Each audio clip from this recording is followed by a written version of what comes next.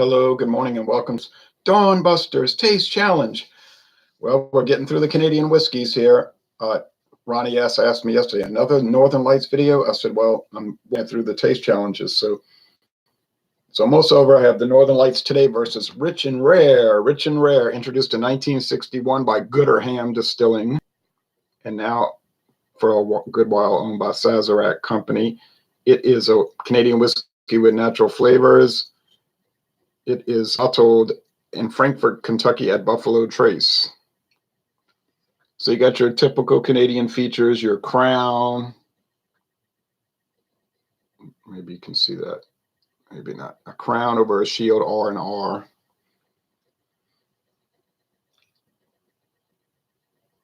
Unicorn and a horse. Don't see maple leaf. And it says Rich and Rare, and it's like wallpaper. It's R and R all in the background in gold on the cream.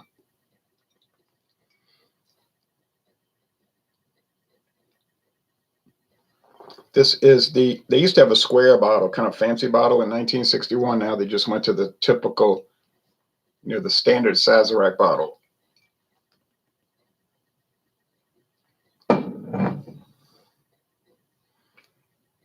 There's a more expensive version called Rich and Rare Reserve. We'll do that tomorrow. I'm sorry, Tuesday. Then Thursday, I'm planning to do the Northern Lights versus Seagram's VO. And then Saturday, the Northern Lights versus Seagram's VO Gold. And that'll be it. And then it's into the Scotch whiskeys for a good while. So here's the Northern Lights.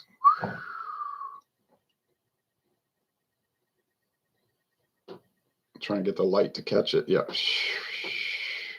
The Northern Lights, introduced in 1968. It also has a crown.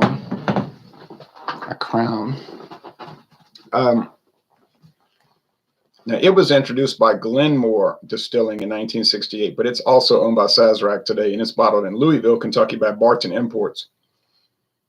Not a real company anymore, just owned by Sazerac. Okay, but this does have the maple leaf on it. Okay. This is going to be tough. Now, I got it wrong Friday night on Fandango Friday because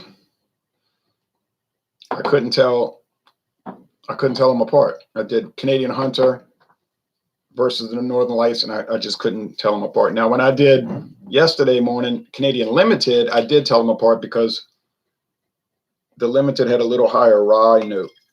Like they had jacked up the rye just a little bit. I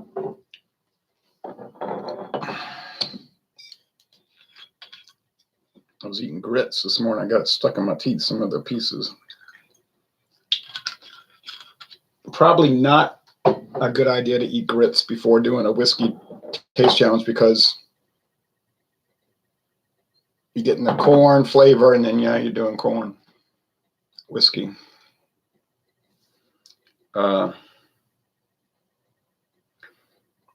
These will use yellow corn grits. I was eating the Quaker. That's white hominy grits. Actually, it wasn't Quaker's Great Value.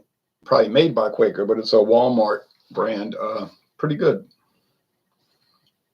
Very good, actually. It's just, pulverized white corn.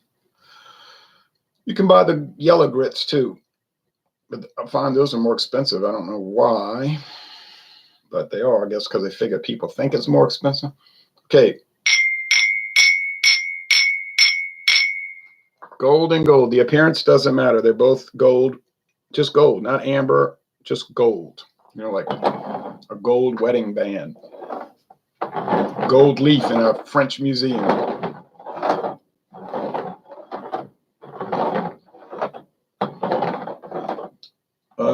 I was thinking by this time, the second half of January would start getting daylight a little sooner, but it's still not. It is a little bit, but it's so minimal. It's hard. You don't notice it, but yeah, it is. By the time it really gets dawn at this time, dawn breaks, then they'll go back to daylight savings time, which will ruin everything.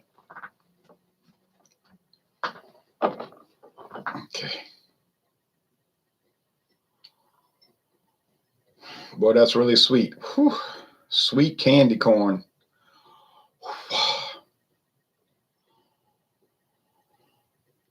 And there's so much corn, grain. See, but if you taste bourbon, like I was at my friend David's house and he let me try some of that. I keep trying to say Evan Williams, not Evan Williams. Can't think of it. I bought it in my bottle for Christmas as a present. It's 90 proof. And the first thing you smell is a lot of corn and a lot of charred oak. But this, you smell the corn and maybe wood, but you don't get the char because they're using the spent barrels. Well, really, once you use it one time, it's kind of spent. Like the charcoal won't play a big factor anymore. It's just like some wood and some yellow corn. I don't know what else to say.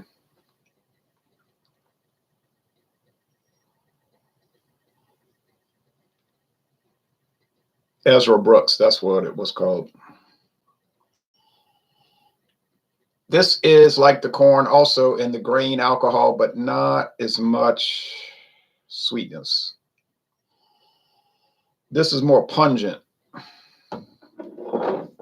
more like pungent fermented grains. That one is more like candy. So I think I remember the Rich and Rare having more of the candy sweetness, but it's so close. Price. If you get the Northern Lights at Walmart, it's like $15.99. If you get Rich and Rare Reserve, I think it's like $12.99 right now. True story. $12.99 for a whole big handle bottle. So Rich and Rare is cheaper. And it's the number 19 best-selling whiskey in the United States of any sort. Scotch, straight bourbon, blended, Irish, doesn't matter. It's number 19. So that's major money, right? You figure all the whiskey sold in the United States and Rich and Rare comes in at the 19th best-selling. You're making a lot of money, millions of dollars off of this. That doesn't mean it's good. Like people tell me, that doesn't mean it's good. I know. I understand that. When I say that, I understand that. People sometimes tell me things that it's obvious. Just because something's popular doesn't mean it's good. But it probably definitely means that it's not horrible. Because why would it sell so well if it just tastes ghastly, horrible, horrendously bad? See, that's what the point is. People don't think about it. Okay, it was time to taste. The aroma's fine, but they're both very pungent, almost like a Jim Beam type way. You know, Jim Beam, though, has that green wood. It's like wood that's not cured. It's still fresh, and then it has like a cellar mold. These don't have that, but they have some of that Jim Beam pungent character. I need to buy a regular size bottle of old Jim Beam. Taste. Yeah, just yellow corn grits, honestly. So corn. Think of corn on the cob without salt. Plum wine or that blending sherry, perhaps. Maybe a little white rum added. It's just kind of ordinary. In the ordinary in the sense of these unusual Canadian whiskey flavors. If you never had Canadian whiskey, you'd see what I mean. These kind. Now, VO, Seagram's VO, nah, that might have flavoring added, but they don't say that on the label, and it just tastes very regular. Crown Royal, same thing, just tastes very regular. Now, you might argue that they're dull. I'll kind of go along with that, but they don't have these what you call exotic flavors like plum wine and sherry and all that.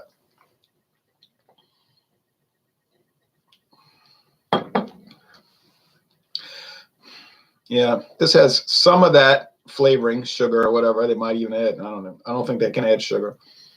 That's where the rum would come into play. But you get a lot of grain here too.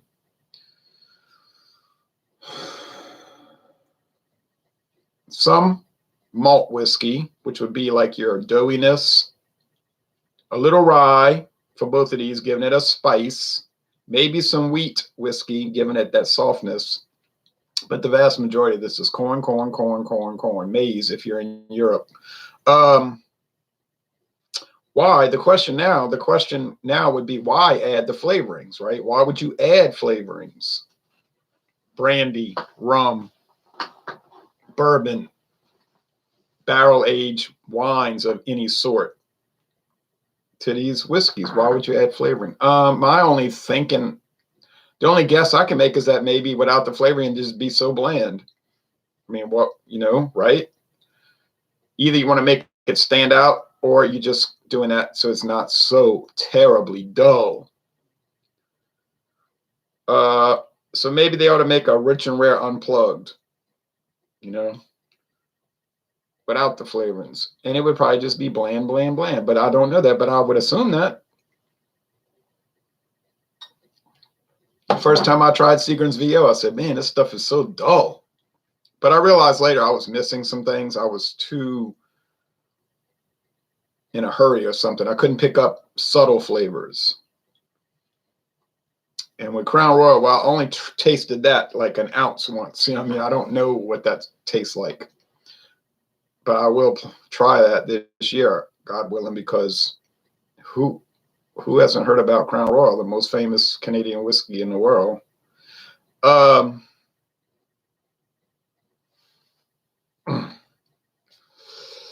This is so close. Body's the same, like medium body, almost heavy medium, viscous in a way, and then a medium finish, medium to long finish even.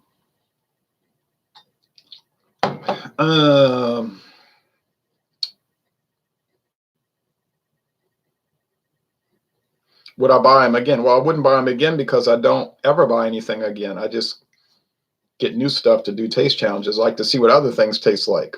If I'm buying something again, that's more time spent on the revisit than something new.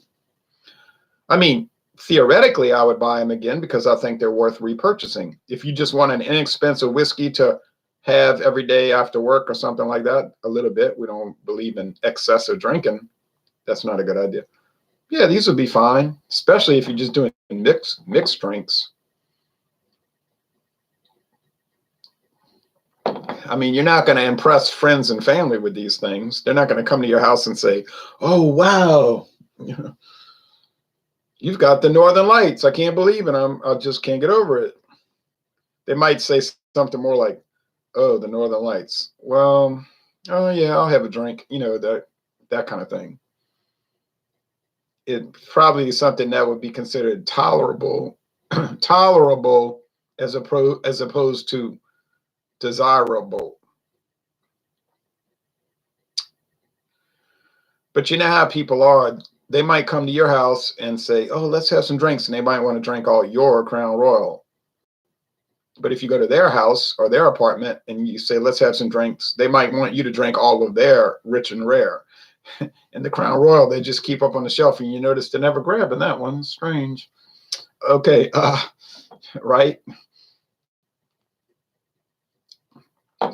So two can play that game. When I break open the bottle of, the Johnny Walker Red Label, anybody could try it if they come over here. I don't guess anybody would really be too excited about it. It's just some ordinary thing like a McDonald's burger. You wouldn't see some people saying, oh, I just want to try Big Mac. I can't wait. And Johnny Walker's just a mass-produced common product. Not saying it's not good. It's probably very well made. But when I break open the blue label, it cost me over $240 after tax. Well, yeah, when people come over, I'm going to say, you want to try it? You want to try it? Because what's the point of just hoarding it for yourself, right? I mean, I want to see what other people think about it. I want to see what I think about it. That's the fun of it. When I did the Southern Comfort Fiery Pepper, oh, it was so strange. I told people at work, yo, you ought to try this. Well, they tried it, two guys, and they were very impressed. So that's the excitement of it, to share, let's try together. It's like, that's why the whole video thing, when I watch people's video reviews and they don't respond to comments, I can't get over that. It's like, why would you want to You know, why would you want to make a video of yourself drinking a beer or a wine and then you don't interact with other people? You could have just done that offline. I don't know. I don't understand it. I don't understand a lot about social media. Honestly, I really don't understand it. It's strange.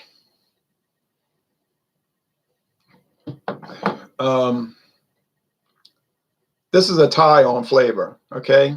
Which one should you get? Whatever one's cheaper, which would mean rich and rare. I'm talking about in Louisiana. I don't know what it costs in your area, but you can do a search on that. You type in any liquor brand or beer, wine, doesn't matter, and you'll see 25 liquor stores come up who happen to have websites. It's not all online sales. It just might be a liquor that has a website, like Specs or ABC in Florida. You know, they're really good. They're a really great website. Walmart has a great liquor website because it's just, you know, Walmart, and anything they carry, they're going to have it posted. And so it'll show you the prices. Like, then you can kind of take a gauge of what things cost. The Northern Lights, the price was pretty much standard across the board. Like everywhere, it was $9.99 a bottle. Okay, Rich and Rare. In Louisiana, it's $7.95. Let's say used to be $7.49. Nah, that's about that. $7.99. Now you might do an online search, and maybe some states it'd be $8.99 or even $9.99. But I haven't seen anybody that sells it for more than $10 a bottle, and it's been on the market for almost 60 years. Doesn't make it great. I understand that, but I would go with the cheaper one, even if it was 10 cents. If it was 10 cents, if the Rich and Rare was $10 and the Northern Lights was $10.10, I'd just go with the Rich and Rare, or vice versa. Whatever one's cheaper, buy it. With these two, it's like a washout. Just go with price. Unless you're somebody that collects, I don't know why you want to collect bottles. They take up so much room, these big bottles. But let's say you do. Well, then, yeah, you would buy one over the other because you might need the bottle for your collection. There's a fantastic website called The Liquor Collection. This guy is he doesn't sell the bottles. It's just some guy in Hawaii who collects thousands of liquor bottles. He never opens them.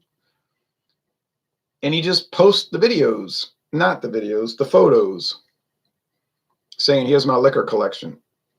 And he just goes on and on. I was like, wow, this man must have an entire house full of just liquor bottles. It's fascinating to look at the photos, and then he's got like a little history if he finds out something about it.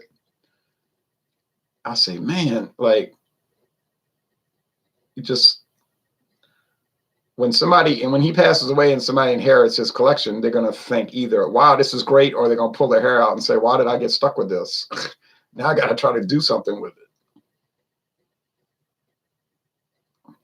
You might say, oh, that stuff's worth a lot of money. Well, theoretically it is, but then you got to find somebody to buy it. You know, that's all just subjective, like, or questionable. Like, people tell me your comic books are worth thousands.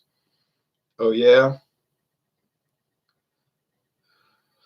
Who goes around saying comic books are worth a lot of money? Oh yeah, people that sell them, dealers, and they make the price guide. Oh, it's worth this much.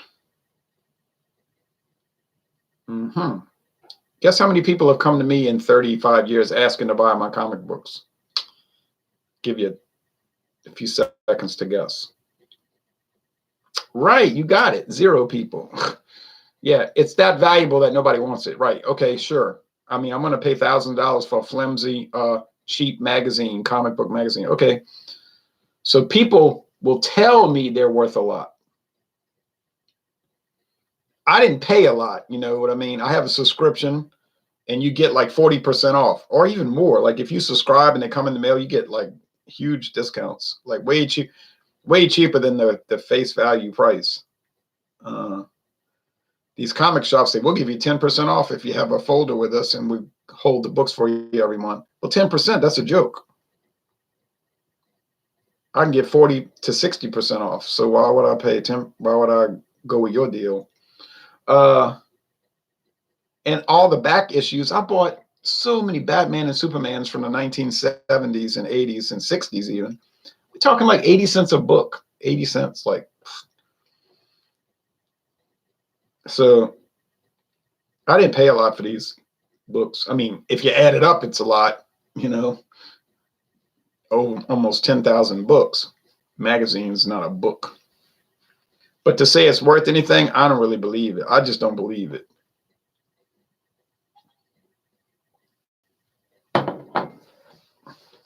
You say, well, what if somebody comes to you and says, I'll give you $100,000 for all those? You got your deal. You got it. You got it. I would miss them because I like looking at the covers and reading. I read them. I've read it all. I read them all. Every one. I read them. All of them. Except one I got on the wall I haven't read yet. Today I will. But, I like reading, looking at the artists, the artwork. The stories are not the best, but then that you could say that for movies. Go watch movies and you say these movies ain't any good. And comic books are much worse than they used to be because of all the politically correct. You look at who writes comic books, and you'd expect that, which hurts the sales. They think people are gonna join our cultural revolution, but they don't. They just stop buying the books. So eventually they'll stop making comic books because really nobody reads them anyway. The only reason they make them is just for licensing so they can make movies, honestly. You know what I'm saying? And really they do it just to test out movie themes. Like a lot of these comic books, like you'll read some story, it'll go on for 6 months. It's really, they're trying to test a theme for a movie. So then fans will write emails and say, oh, blah, blah, blah about, and they're like giving free editing, right? And commentary. Oh, and then pretty soon, the movie comes out and it's the same theme of what you just read 2 years ago. They probably don't make any money with comic books. You know what I mean? Like no money, but they don't care because it's all about licensing for movies. Why do you think Warner Brothers bought DC Comics in 1975 or 76? Because they just wanted to really get into a declining industry? No. Because what does Warner Brothers do? Oh, yeah, make movies. Right? They bought DC Comics. Next thing you know, here's Superman the movie. Here's Superman 2, Superman 3, Supergirl, and so on. Batman. That's why they don't care. Disney bought Marvel. Why? Disney has a great interest in buying a declining industry? No, wrong. Movies. Anyway, enough ranting on that, but that's the reality of it, okay? I always enjoy rich and rare whiskey, says Sky Styles. I like it too. I mean, I finished this glass and I don't know what it is, but I have a strong suspicion. And I'm going to watch the news at the top of the hour.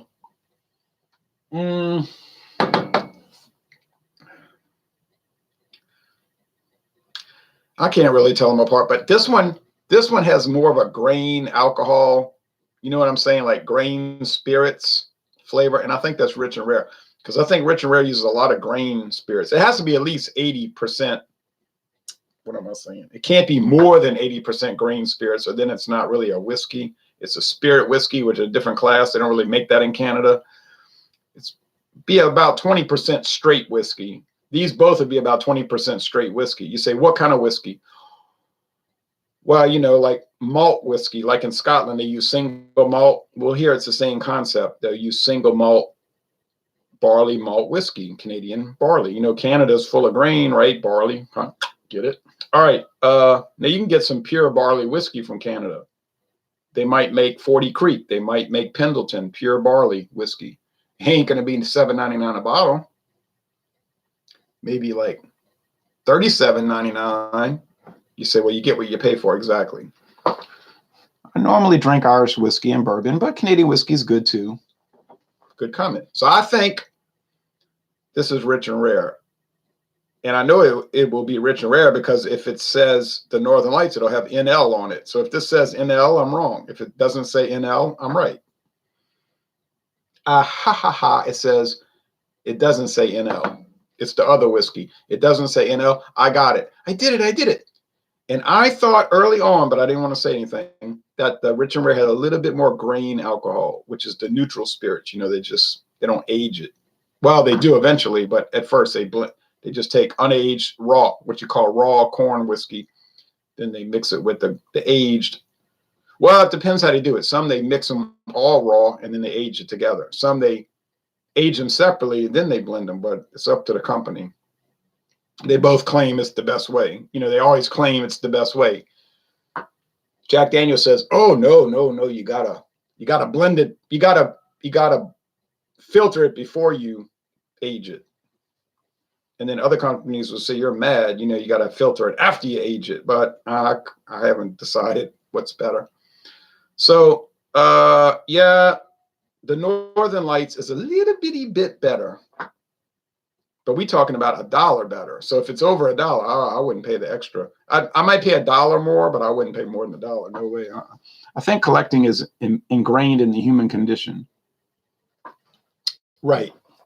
It's kind of like social media, Facebook. You just say, "Oh, I got 900 friends," and how many of these people do you actually know? Oh, like 10. Right. So it's like, what's the purpose of this? I can go to the phone book and say, let me randomly look through the phone book. Oh, Harold Thomas. Let me see what he's eating for lunch and what vacation he went on. Like, you wouldn't do that, right? Because it would be madness. I started drinking whiskey after watching Whiskey Vault. Oh yeah, I'm very familiar with that. Very familiar. All right. Well, thanks for watching this video production. And in a couple of days, we're going to do Rich and Rare Reserve, which that will probably beat the Northern Lights. But that's, I guess, I don't know. I assume.